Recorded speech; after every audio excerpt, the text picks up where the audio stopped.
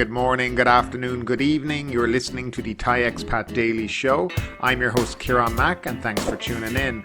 Don't forget to like this video if you're watching us on YouTube and please do subscribe. We are also available on Apple Podcasts, Spotify, Amazon Music and a host of other podcast players. Now that that's all done, let's jump into today's show.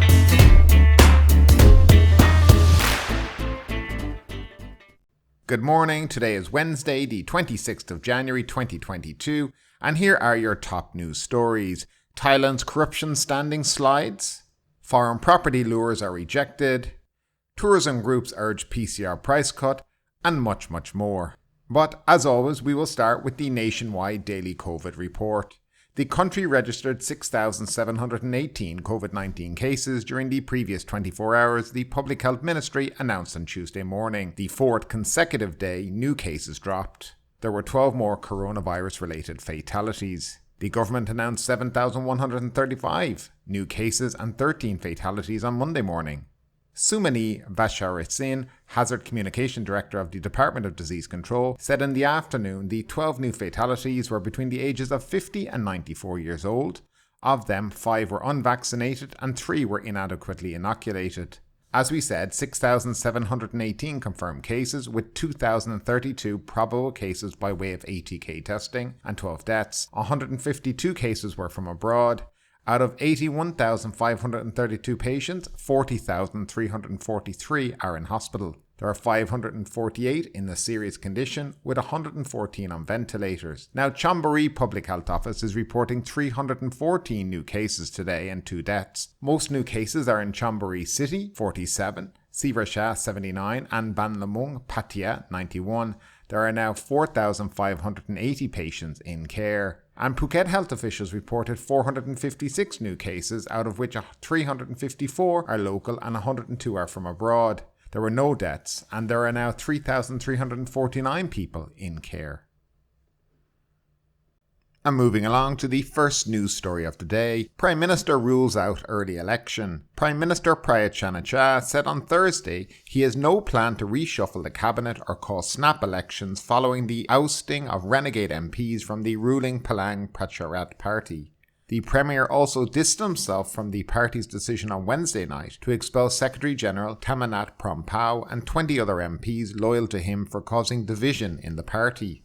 General Prayut said the expulsion was an internal PPRP affair, adding he believed the party was trying to restore a sense of normality as much as possible. I'm not saying who's good or bad. Let their actions speak for themselves. The people will decide at the next election. I insist that I have no intention to change the cabinet lineup or dissolve the House. The law on the new election system isn't ready. Don't mix them up, he said.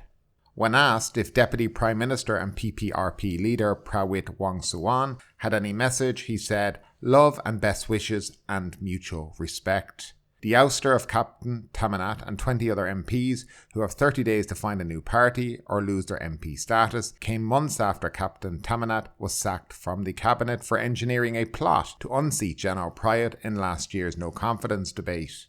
Captain Thanamat's move upset party members and has left an open sore in the ruling party ever since. Meanwhile, 8 small coalition parties are considering forming an alliance with Captain Thanamat's faction, media reports say. The Thai Civilized Party leader is among those expected to join. Suratin Picharan, List MP and leader of the small coalition New Democracy Party, said some small parties are discussing the possibility of joining hands with Captain Thanamat, but no decision has been made. Things should become clear next week. I have to wait for him to get a new party first, he said. The Deputy Prime Minister admitted the government faces uncertainty, but said dissolving the House and calling a snap election is not a solution. Without Captain Thanamat's group, the coalition party is left with a slim majority of 254 votes, and this could pose a challenge when key legislation, including the budget bill, are up for deliberation. PPRP Deputy Leader Paibun Nithuwan said on Thursday Captain Thanamat's group called for party restructuring that was found to be unacceptable by the party executive committee. The committee felt their position would affect the party's unity and stability and decided to expel them. And next up, Thailand's corruption standing slides.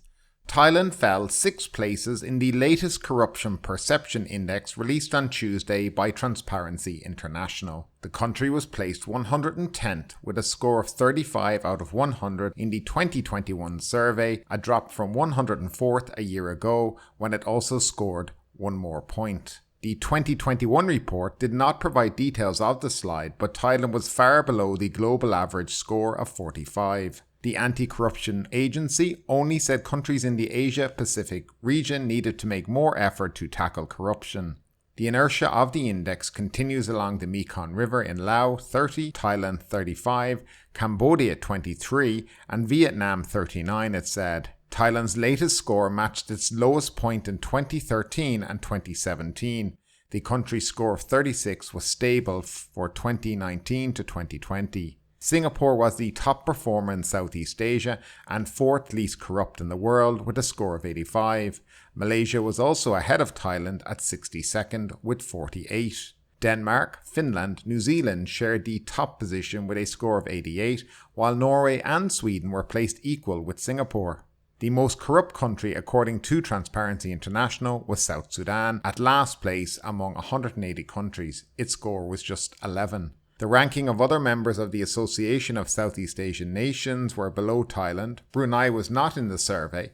Cambodia was last in Southeast Asia at 157th, 17 positions below Myanmar. The Corruption Perception Index, compiled annually since 1995, ranks countries and territories based on perceived levels of public sector corruption, according to surveys of experts and business people. The index uses a scale of 0 to 100, with 0 meaning highly corrupt and nations scoring close to 100 points being almost free of corruption.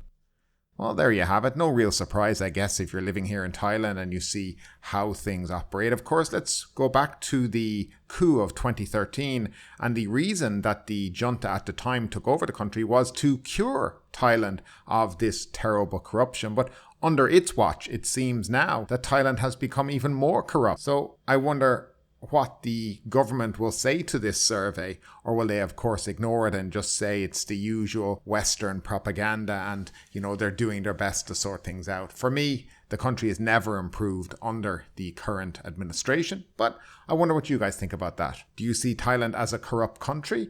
Do you see it more or less corrupt as other countries around the world? I'd love to know your thoughts, as always, guys, down below in the comments section. And moving along, foreign property lures are rejected.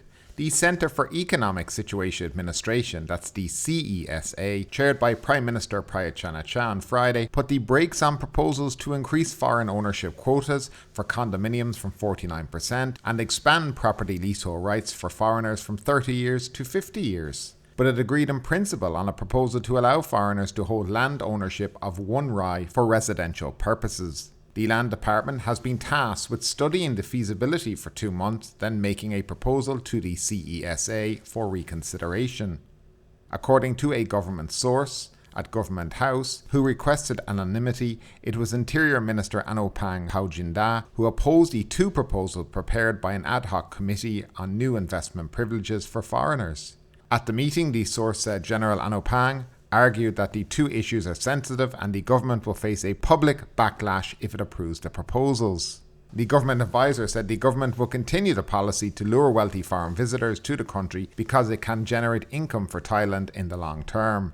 As part of the investment promotion package to rehabilitate the economy, the government aims to draw 4 groups of rich foreign visitors: wealthy global citizens, wealthy pensioners, remote work professionals, and highly skilled professionals with privileges including a long-term visa for up to 10 years and land and property ownership. The government hopes to attract more than 1 million qualified people to Thailand over 5 years. The state expects these foreigners to spend on average 1 million baht per person per year while staying and working here, generating about 1 trillion baht total over the next 5 years.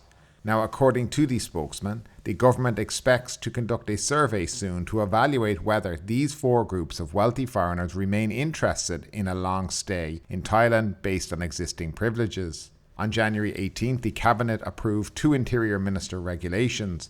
One is for issuance of long-stay visas for 10 years or long-term residence visa to 4 wealthy groups of visitors, while the other allows for foreigners to work in Thailand. A survey conducted by Kunchayatid among investors previously found that they were interested in a long stay in Thailand after government promises of 10-year visas and work permits. Now, the survey they're talking about actually mentioned property rights, which was the biggest attraction for any of these rich citizens that the government wished to attract. Now they've taken that off the table. And just like I spoke about in the last podcast, this is the kind of stuff that goes on here in Thailand. They roll stuff out, they talk about a lot of privileges, and then those privileges are slowly withdrawn because there's no actual public support for these kind of privileges. So yes, land ownership is off the table, except the idea that possibly you could own one rai of land if it's for residential purposes. So in other words, you're going to live there. But I will guarantee you with 100% that there will be so many stipulations on this that it'll be next impossible for any foreigner to ever own any land here. It is very clear to see that what the government is proposing in trying to bring these wealthy foreigners from abroad to spend their money here will not be met with a proper privilege structure. It's only, here's a visa, now bring all your money in here. There's no kind of rights in relation to property. Just give us your money and that's it. And investors don't and won't fall for that nonsense. And that's the truth about the whole issue. As we said, there was originally the plan to put some property rights on the table, but now they've been taken off. So yes, as usual, the plan that they have is falling apart already before it's even kicked off. And are you really surprised about that? I'm not. But as a foreigner who maybe live here in Thailand, would the idea of being able to own one rai of residential land here in Thailand appeal to you? Would that be something you'd be interested in? I think it would in certain circumstances, certainly for people maybe who have families who live here. A lot of foreigners who live here and are married to, their Thai wives or whatever, they can't actually own land, but it's in the wife's name. And if anything ever happened to that wife, that land has, I think you have about a year to transfer that land out of your wife's name, but it can't go into your name. So there is a lot of stuff like that that needs to be looked at by the government. Of course, it'll never be because they really don't care about foreigners in Thailand. It's their money they want. And at the end of the day, the idea of giving them any kind of land rights is just completely foreign to them. But I'd love to know your opinion on this. And please do leave it down in the comments section as always. Next up, the tourism groups are urging PCR price cut. Tourism operators want the government to reduce the cost of the RT-PCR tests, as all inbound travellers must now take 2 tests and book a hotel on the 5th day as part of new rules under the Test and Go scheme, effective from February 1. There's no exception for Thais or expatriates. Even if you have a permanent home here, people have to check in at a hotel 5 days after arrival to take a second RT-PCR test and wait for a negative result before checking out, said Yuttasak Supasorn, the Tourism Authority of Thailand governor. The Centre for COVID-19 Situation Administration reinstated the Test and Go registration for every country from February 1. All participants in the scheme must pre-book 2 RT-PCR tests and 2 hotel rooms for arrival and on the 5th day, which differs from previous rules that required a test upon arrival and only 1 night in a hotel. Mr. Yuttatak said fake check-ins are prohibited as SHA Plus hotel managers are required to monitor guest records and report back to the central system. Foreign tourists can choose a different hotel for the 5th day than the first night. The president of the Tourism Association of Koh Samui said each RT-PCR test in Koh Samui cost 2,200 baht. The price should be slashed to 1,500 baht because the added cost will affect traveller sentiment, particularly among younger tourists with budget concerns, he said. When the viral situation is under control in 1 or 2 months, the government should relax the rule by requiring just 1 RT-PCR test and allowing an ATK test for the second, Mr. Ratchanaporn said. The acting president of the Chonburi Tourism Council said the government has to control the price of RT-PCR tests at 1,300 baht, which is the same rate the authority helped to subsidise for second tests for Test and Go registrants before the programme was temporarily suspended. He said a RT-PCR test in Pattaya costs around 1,600 baht. If the country can offer cheaper travel-related costs, it might be able to lure more tourists, said Mr. Tanet. Moreover, the back-end system of tracking apps like Morchana and Cost have to be fully synchronized to effectively alert tourists to take the second test, he said. A system for 2 RT-PCR tests needs to be in place during the first stage of reopening before easing those measures when the outbreak subsides, said Marisa Sukosal, president of the Thai Hotels Association. However, the government should cover the cost of the second test for Thai returnees or foreign workers to ease their burden, as they have to pay for an extra hotel room plus an additional test on day 5, said Miss Marisa. She said hotels hope to see a gradual growth after the resumption of Test and Go next month. Assuming Test and Go resumes next month, TAT predicts in the first quarter Thailand will earn 26 billion baht from 338,645 international tourists. The agency projects 27 million domestic trips for the period, generating 137 billion baht based on a boost from the fourth phase of the hotel subsidy. Now, all I can say in all of this is what utter nonsense. It seems tourism operators now have just decided and come to the conclusion and are going along with we need to have RT-PCR tests now. Rather than fighting back and knowing that it absolutely deters people from travelling, they are now agreeing with it. And this is a very, very problematic situation developing in relation to the reopening of the country in terms of tourism. Now, whatever glossy spin that the hospitality sector want to put on this February 1 reopening as well, it's certainly not being met that way by people online and people who would be thinking about travelling to Thailand. Now, on this channel alone, the comments section says F you to the whole thing. And if you look maybe on other forums on Facebook and other news programs, it is the exact same sentiment being expressed. No way are we going through all of this for a week's holiday in Thailand. It's certainly not worth it. Now, I don't understand where the mindset is with the government or the people in charge, or why no one's able to put their hand up and say, guys, none of this is going to work. It seems like we have one guy at the top who keeps making up things, and people below him are afraid to say, well, put the brakes on there. This is not going to bring tourists to this country. And they can make up as many figures for revenue as they want, but if you have no tourists, there will be no revenue. And people are tired of all this test and go nonsense. They want a return to normality of travel, and they want to be able to freely go into the country. They might accept a rapid antigen test on arrival, but all this other stuff now has gone over the top. It's gone too far. And you know, they're talking, if you even hear what they're saying in the article, in 1 or 2 months, maybe we can go back down to one test on arrival and a rapid antigen test after day 5. Why? Thailand, have you not been talking about making this whole pandemic endemic? Every minister seems to be talking about it, but yet when it comes to implementation of what endemic means, you don't seem to understand that. Endemic means no more restrictions, freely enter the country, freely continue with your life as pre-pandemic. But it seems to not have dawned on them what this is. But yet they're talking about, and these are the actual hotel and hospitality associations that are coming up with this stuff now. It's as if they haven't the ability to go against the grain of the government and say this is all bullshit. And if you want people to come to this country, it is time to take away all this nonsense, this test and go, filling out these 5 or 6 web pages that you have to do to apply for a Thailand pass, to go through all the rigmarole to go on a quick holiday for 10 days to Thailand. It's not just worth it for people anymore. And the entry numbers into Thailand, and I can guarantee you, the people and the number of people applying for the test and go from February 1 will be minimal. And if it does sound like there's a lot of people applying, you can be sure that the numbers are fixed then. But that's the way it is right now. And you know what we'll do? Let's do a quick poll here in the show. Down in the comments section, I'd love to know. Do you agree with the Test and Go program right now, which is basically Test and Go by 2? Or would you like to see Thailand be more proactive and lead the way in international travel and scrap all this stuff? I'd love to hear your comments, guys, as always, down below in the comments section. And next up, Thai government considering new wellness sandbox scheme to boost economy. The Centre for Economic Situation Administration, chaired by the Prime Minister, agreed to the proposal to bolster Pracharath Party's Hua Hin district and Phetchaburi's Cha Am district as Thailand's new health tourism destinations. Both districts are currently not a part of Blue Zone provinces, where tourist sandboxes are located, which only include Bangkok, Nonthaburi, Pathum Thani, Chonburi, Kanchanaburi, Phuket, Krabi and Phang. The next sandbox will be launched in Trat, but only on the island of Koh Chang on February 1.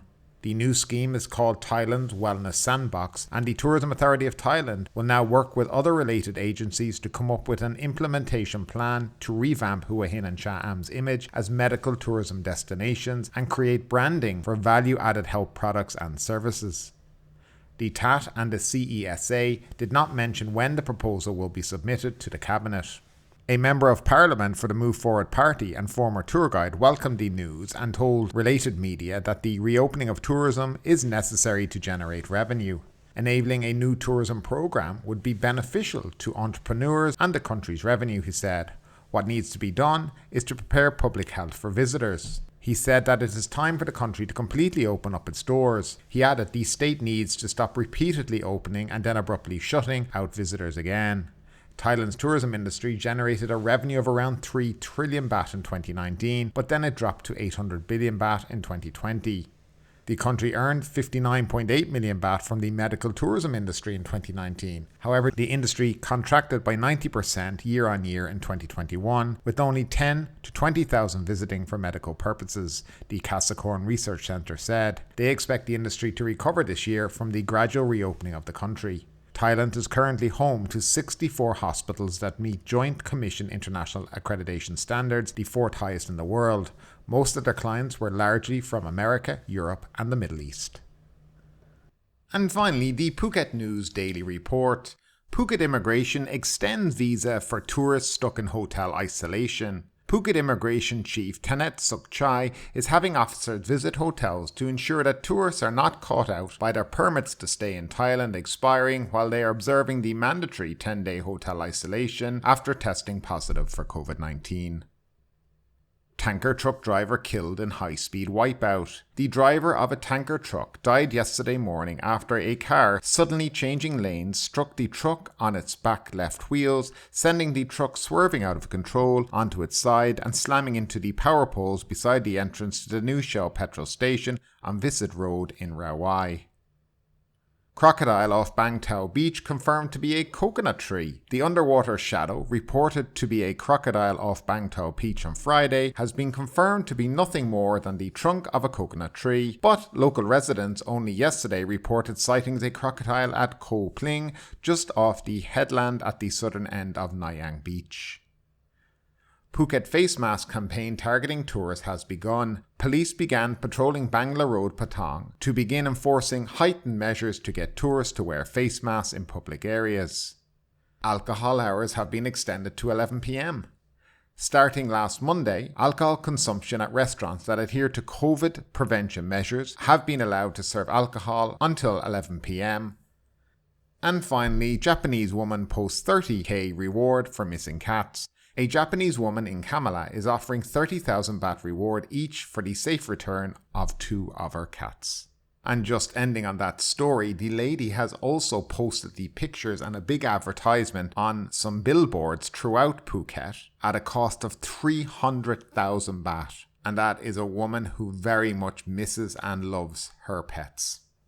But ultimately, with this story or anything else that stood out to you today, I'd love to know your thoughts in the comments down below. Because yes, this is a news show, but it's also a conversation. Now keep that conversation going. Make sure you like this video, subscribe to the channel, share the video, and do all the good stuff that does help that YouTube algorithm. But ultimately, my name is Kieran Mack. You've been listening to the Thai Expat Daily Show, and we will see you next time.